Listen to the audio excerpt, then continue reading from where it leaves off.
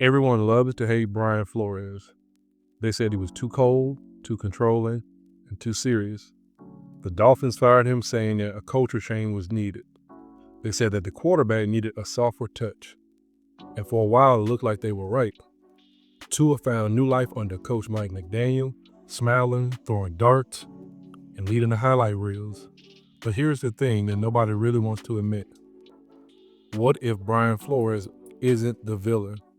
What if Brian Flores saw all the cracks in the foundation before the house was finished? He may be fired, but certainly he isn't forgotten. And in hindsight, he may have been right about Tua.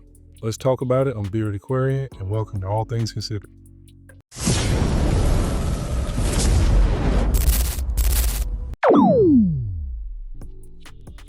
So let's talk about it for a second, right?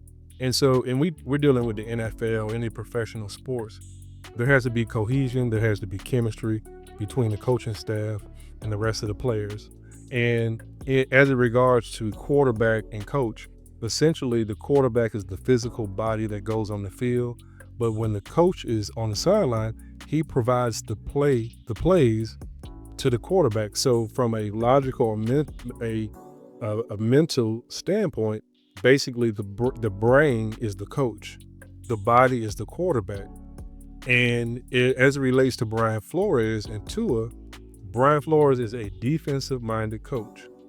So number one, the Dolphins dropped the ball and even trying to draft Tua because simply you have a defensive-minded coach, and it's very difficult to try to extend your mentality to your quarterback if you're not an offensive-minded type of coach.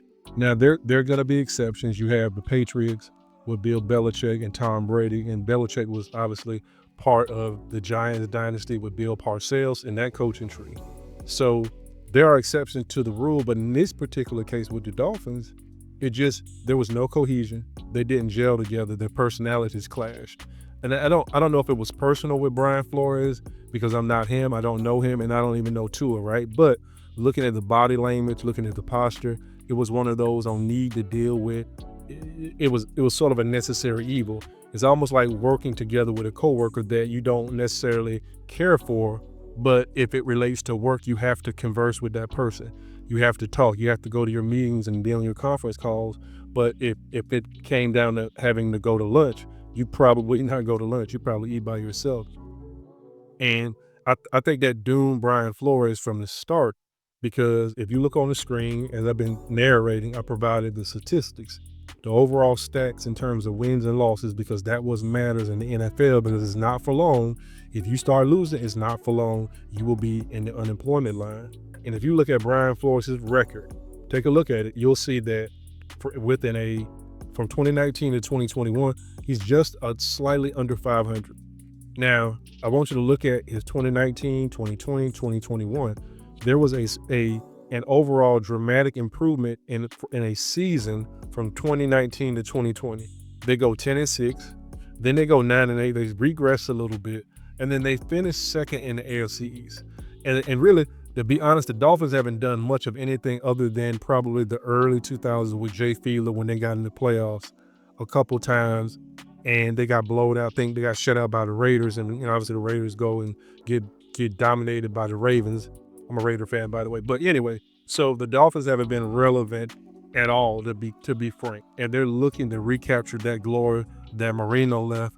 And I think we take things for granted sometimes when you have these great players and they play for so long and then they retire, and you think that the next guy's going to step in and continue that tradition.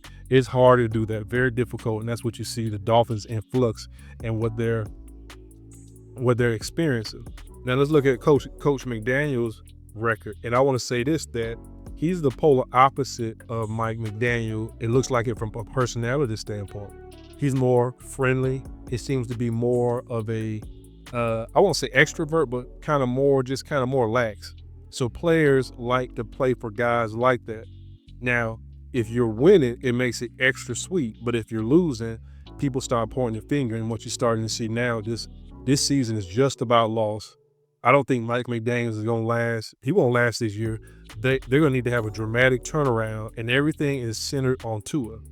Now, let's look at Mike McDaniel's overall record. A very good record, way over 500 regular season. He's gotten the Fins to the playoffs. He's gotten them to the playoffs. And of course, they're 0-2. All right. But they believe they got to the divisional round. They were not going to beat Kansas City in Kansas City. Kansas City just got too much star power, too much offensive power. But he was more effective because, again, as I talked about earlier, you have cohesion. You have essentially the extension of the coach. The quarterback's an extension on the coach on the field. And so this is why Tua started waking up a little more, throwing darts, throwing dimes, really showing some poise in the pocket. But those, he has these injury concerns.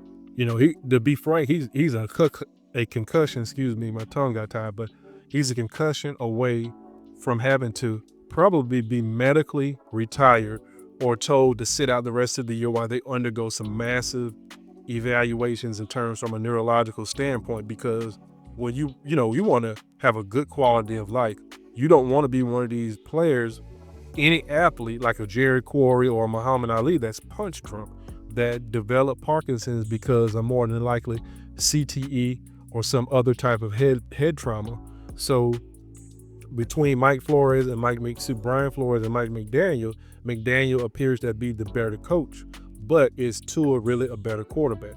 Now, I'm going to say this. I'm going to say that I believe that probably Brian Flores is right, simply because Tua, I don't think Tua's garbage, but Tua is like, you have tiers of quarterbacks, right? Or tiers of how effective a player is. You have great, that's Joe Montana, that's Tom Brady, that's a Warren Moon, and yes, I'm going to put Rich Gannon in there in his Raider tenure, the 2002 NFL MVP. And you have great quarterbacks, then you have good quarterbacks, then you have decent quarterbacks, and then you have just bad or trash quarterbacks. Tua is sort of in that. I think he straddles the fence or straddles the line between decent to good. So you need a great defense, and you need a great running game, and then you probably can go deep in the playoffs. Tua is not going to be that, to me, not going to be that guy. He's just not that guy that's going to be in that upper echelon of being one of the greats when his career is over. In the NFL, they've been more lax with the aggressiveness of defenses. They have emphasized more player safety, and Tua's just appears to not to be able to get them over the hump. And the Dolphins are sort of stuck with him because you got to go with this guy because he signed this huge contract. So it's sort of like Deshaun Stevenson, right? Minus the drama. You have a quarterback that's ineffective for the most part, but now, do you release him? Do you release him and then take all this? He's going to take all this money out the door, and I believe some of that money will count against the cap. I'm not sure if it will, right? Especially if it's injury related, but you're sort of stuck. You're literally stuck, and you got to hope that your GM and your scouts and everybody else is able to properly evaluate the next wave of talent in college, because Miami they're on their way to being a top 10 pick for next year's draft. And I think Mike McDaniel won't make it. So now there'll be two coaches.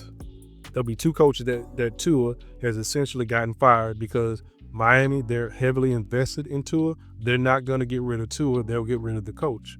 But now, who's the next guy that's going to come in? Is he going to be offensive minded or defensive minded? That's something you got to think about. Again, quarterback's the extension of the coach on the field. And I find it hard to believe that, Tua is going to, again, get them, that they're going to just start to ball out. They're going to start to win. I don't think it's there. I think the locker room is divided. I think some guys are being quiet, and then Tua called guys out. They're not going to like that, right? Because they had player-only meetings, and if you can't get all the players to attend a player's-own meeting, that just shows you it's a divided locker room. The locker room is lost. Those guys they're just playing just to play at this point. They're playing as individuals and not teammates. So, you already got Tyreek, he's out for the year.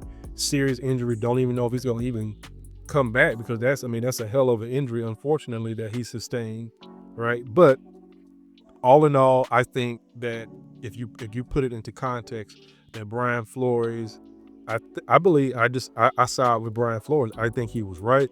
I think that they could have gotten any other quarterback I'm not sure of the quarterback class that was available, or they could have just went with a veteran until the next wave of talent came in the next season.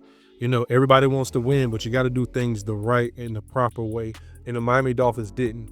They went for Tua because, yeah, he was pretty dynamic in college, right? And Alabama was pretty much an NFL team playing in college in NCAA, and he tore things up and looked pretty good. But it's a different league, it's a different beast, a different animal when you come to the NFL, because everybody is just as good as you, or in some cases better. And this is what you see. And it's just going to be what it's going to be. Mike McDaniel will be out. There'll be an interim coach named for the Dolphins at some point. Tua will still be playing quarterback, and time will tell the tale if they got it right. I think Brian Flores was right. They should have probably never drafted Tua, and he could have went somewhere else. Who's to say what he'd be doing? He may have actually gone somewhere else. Like, think about him in maybe San Francisco. You have an offensive-minded coach. You never know. So, let me know what you think. Drop me a comment. This is ATC. Been gone for a while, but now I'm back. Looking forward to providing content, and let's exchange our thoughts. We may agree to disagree or agree, but I'll see y'all on the next video. I am out.